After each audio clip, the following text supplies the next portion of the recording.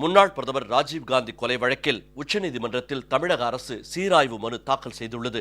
குற்றவாளிகள் 7 பேரை விடுதலை செய்ய வேண்டிய விவகாரத்தில் மத்திய அரசின் ஆலோசனையை பெற வேண்டுமே தவிர அனுமதியை பெற தேவையில்லை என்றும் மனுவில் வலியுறுத்தப்பட்டுள்ளது. முன்னாள் பிரதமர் திரு ராஜீவ்காந்தி கடந்த 1991ஆம் ஆண்டு ஸ்ரீபெரும்புதூரில் படுகொலை செய்யப்பட்டார். இது தொடர்பாக சாந்தன், முருகன், பேரறிவாளன் உட்பட 7 பேருக்கு மரண தண்டனை விதிக்கப்பட்டது. இந்த மரண தண்டனை கடந்த 2014ஆம் ஆண்டு உச்சநீதிமன்றத்தால் ஆயுள் தண்டனையாக குறைக்கப்பட்டது.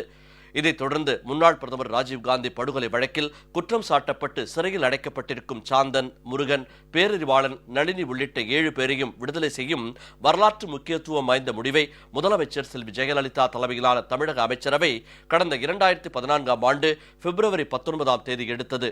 இதனை சட்டப்பேரவையில் முதலமைச்சர் செல்வி ஜெயலலிதா அறிவித்தார்.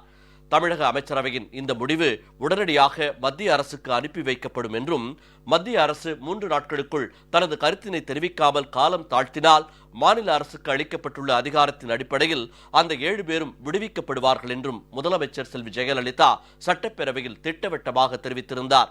இதனை எதிர்த்து மத்திய அரசு தாக்கல் செய்த மனுவை விசாரித்த உச்சநீதிமன்றம் 7 பேரின் விடுதலைக்கு தடை விதித்ததோடு இந்த வழக்கை 5 நீதிபதிகள் கொண்ட அரசியல் சாசன அமர்வுக்கு மாற்றியது.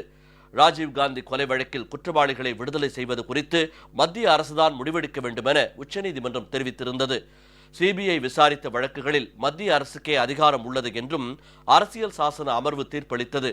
இந்த தீர்ப்பை எதிர்த்து தமிழக அரசு சார்பில் உச்சநீதிமன்றத்தில் இன்று சீராய்வு மனு தாக்கல் செய்யப்பட்டது. 7 பேரை விடுதலை செய்ய வேண்டிய விவகாரத்தில் மத்திய அரசின் ஆலோசனையை பெற வேண்டுமே தவிர அனுமதியை பெற தேவையில்லை என்றும் மனுவில் வலியுறுத்தப்பட்டுள்ளது.